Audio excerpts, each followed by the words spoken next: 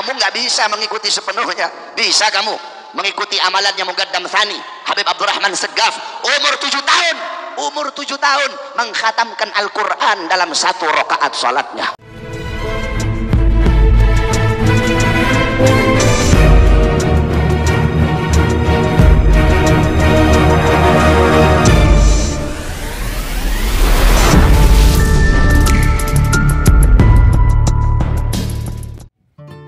Assalamualaikum warahmatullahi wabarakatuh. Alhamdulillah ketemu lagi di channel Maret 27.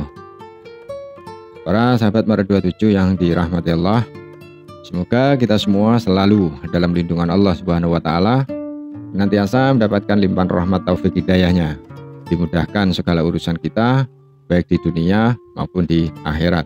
Amin Allahumma amin.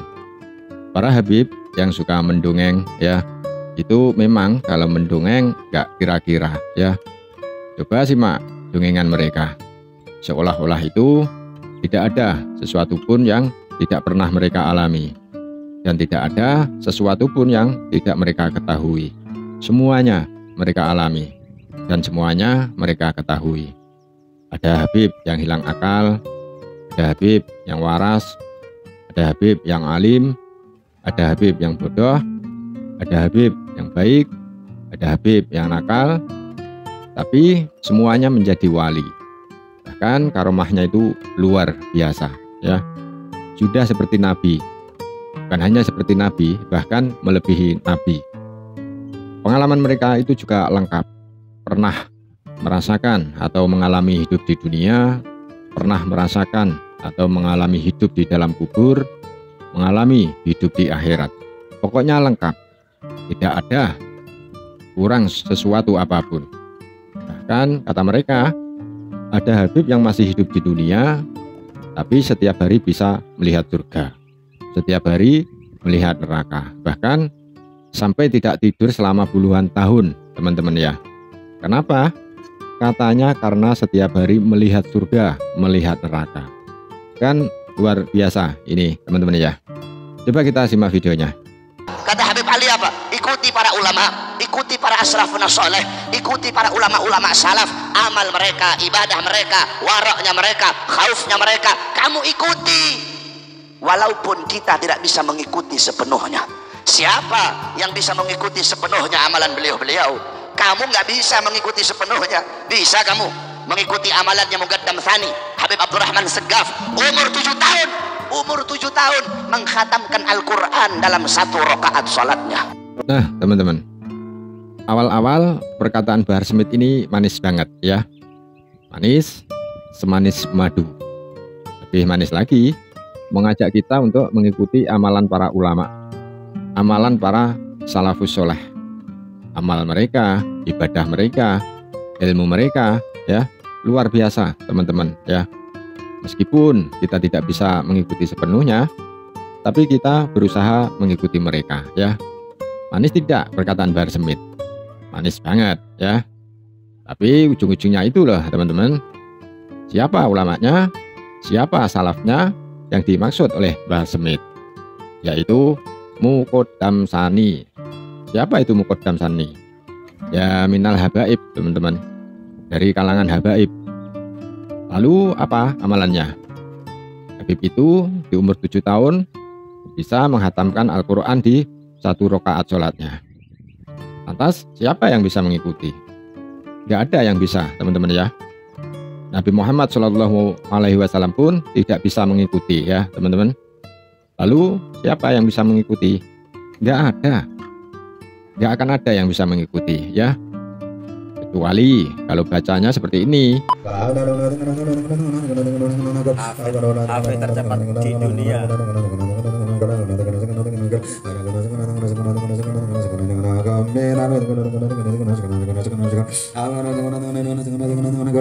Yes, iku model wacoan opo gak ngerti ya. Iku masih maca ngono, gak kira rampung 1 rakaat itu khatam Quran, gak kira rampung. Itu bohong, gedabrus, ngapusi ya. Katakanlah bacanya seperti ini ya, seperti itu tadi, anggap saja benar bacaan yang seperti itu ya, terlepas namanya wacoan ranggenah. Mungkin baca surat Al-Baqarah itu selesai ya paling cepat 1 jam lah ya.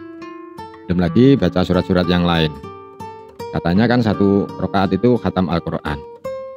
Katakanlah 1 rakaat itu menyelesaikan khatam Al-Quran 4 jam sampai 5 jam. Kalau bacanya model begitu, bacaan ngawur begitu.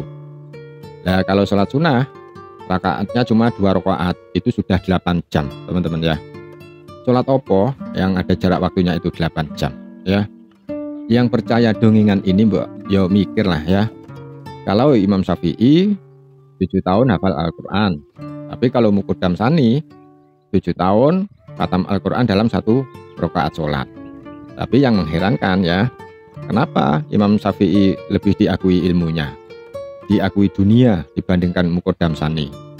Kalau Muqaddam Tsani yang mengakui cuma orang-orang halu, golongan Habib itu sendiri ya.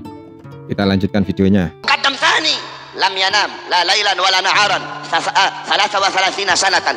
Muqaddam Tsani 33 tahun nggak tidur, tidak siang hari tidak malam hari. Ditanya, ya Imam, kenapa kamu nggak tidur? Apa jawab beliau? Bagaimana saya bisa tidur? Melihat ke kanan surga, melihat ke kiri neraka, melihat ke atas arasnya Allah. Bisa kamu ikuti?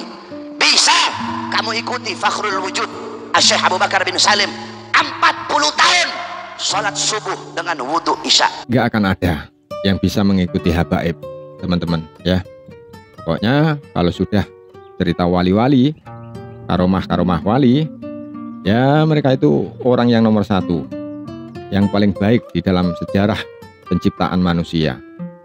Setiap hari bisa melihat surga, melihat neraka, melihat arusnya Allah, nggak tidur selama 33 tahun ya. Coba siapa nabi yang seperti itu? Nggak ada teman-teman ya. Nabi Muhammad SAW melihat surga ya waktu di Mi'raj kan, itu pun cuma sekali. Itu nabi loh ya.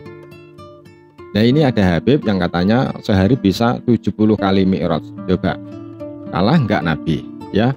Kalah teman-teman. Namanya dongeng ya seperti itu ya.